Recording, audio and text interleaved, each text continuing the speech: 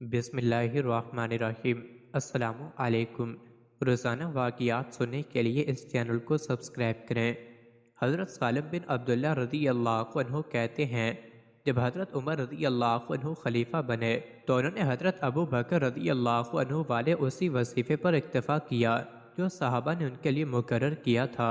چنانچہ وہ کچھ عرصے اتنا ہی لیتے رہے، لیکن وہ ان کی ضرورت سے کم تھا، اس لیے ان کے گزر میں تنگی ہونے لگے تو مہاجرین کی ایک جماعت اکٹھی ہوئی، جن میں حضرت عثمان، حضرت علی، حضرت طلحہ اور حضرت زبیر بھی تھے۔ حضرت زبیر نے کہا کہ اگر ہم حضرت عمر سے کہیں کہ ہم آپ کے وظیفے میں اضافہ کرنا چاہتے ہیں تو یہ کیسا رہے گا؟ حضرت علی رضی اللہ عنہ نے کہا، ہم تو پہلے سے ان کا وظیفہ بڑھانا چاہتے ہیں، چلو چلتے ہیں۔ حضرت عثمان نے کہا کہ حضرت عمر ہیں، پہلے ہمیں ادھر ادھر سے ان کی رائے معلوم کرنی چاہیے، پھر ان سے براہ راست بات کرنی چاہیے۔ میرا خیال یہ ہے کہ ہم ام المومنین حضرت حفصہ کے پاس جاتے ہیں اور ان کے ذریعے سے حضرت عمر کی رائے معلوم کرتے ہیں اور ان سے کہہ دیں گے کہ وہ حضرت عمر کو ہم لوگوں کے نام نہ بتائے۔ چنانچہ یہ حضرات حضرت حفصہ کے پاس گئے اور ان سے کہا کہ آپ یہ بات ایک جماعت کی طرف سے حضرت عمر سے کریں اور انہیں کسی کا نام نہ بتائیں، لیکن اگر وہ یہ بات مان لیں تو پھر نام بتانے میں حرج نہیں ہے۔ یہ بات کہہ کر وہ حضرات حضرت حفصہ کے پاس سے چلے آئے۔ پھر حضرت حفصہ حضرت عمر کی خدمت میں گئیں اور نام لیے بغیر ان کی خدمت میں یہ بات پیش کی تو حضرت عمر کے چہرے پر غصے کے آثار ظاہر ہو گئے اور انہوں نے پوچھا کہ تمہیں یہ بات کن لوگوں نے کہی ہے؟ حضرت حفصہ نے عرض کیا، پہلے آپ کی رائے معلوم ہو جائے، پھر میں آپ کو ان کے نام بتلا سکتی ہوں۔ حضرت عمر نے فرمایا، اگر مجھے ان کے نام معلوم ہو جاتے تو میں انہیں ایسی سخت سزا دیتا جس سے ان کے چہروں پر نشان پڑ جاتے۔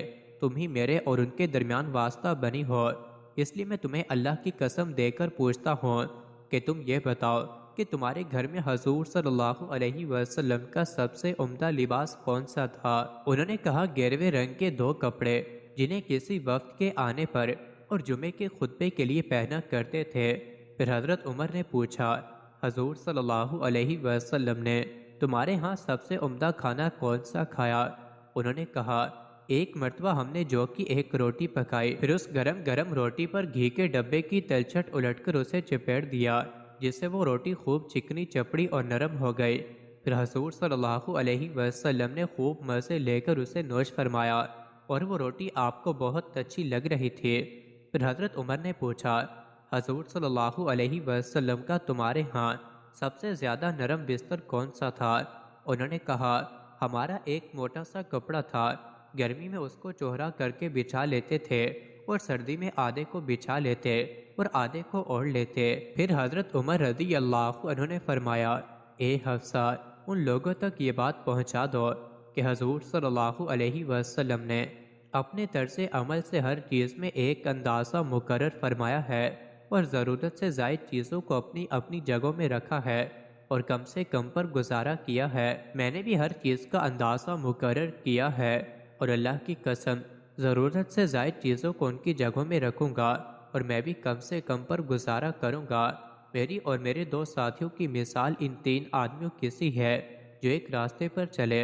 ان میں سے پہلا آدمی توشہ لے کر چلا اور منزل مقصود تک پہنچ گیا، پھر دوسرے نے بھی اسی کا اتباع کیا اور اسی کے راستے پر چلا تو وہ بھی اسی منزل تک پہنچ گیا، پھر تیسرے آدمی نے بھی اسی پہلے کا اتباع کیا۔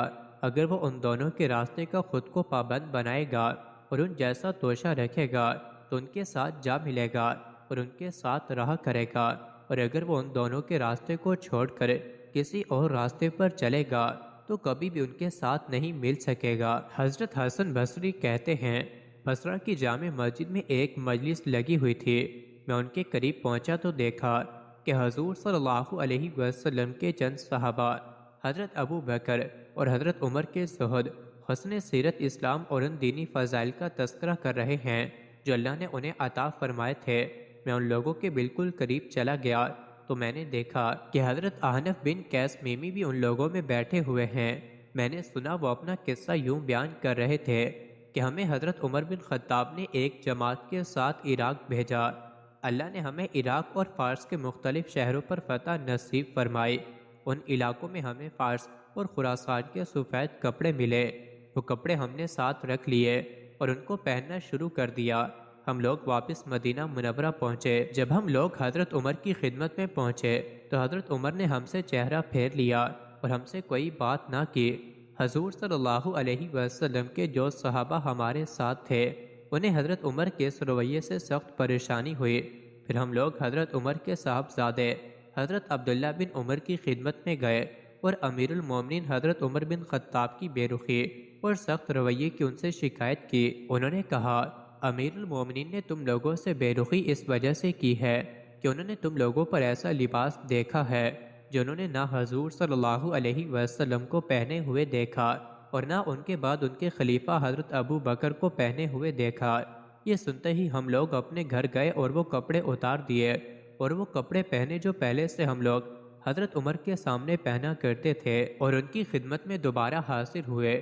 اس دفعہ وہ ہمارے استقبال کے لیے کھڑے ہو گئے اور ایک ایک آدمی کو الگ الگ سلام کیا اور ہر ایک سے معانقہ کیا اور ایسے گرم جوشی سے ملے کہ گویا اس سے پہلے انہوں نے ہمیں دیکھا ہی نہیں تھا۔ مزید ایسی ہی ویڈیوز کے لیے چینل کو ضرور سبسکرائب کریں۔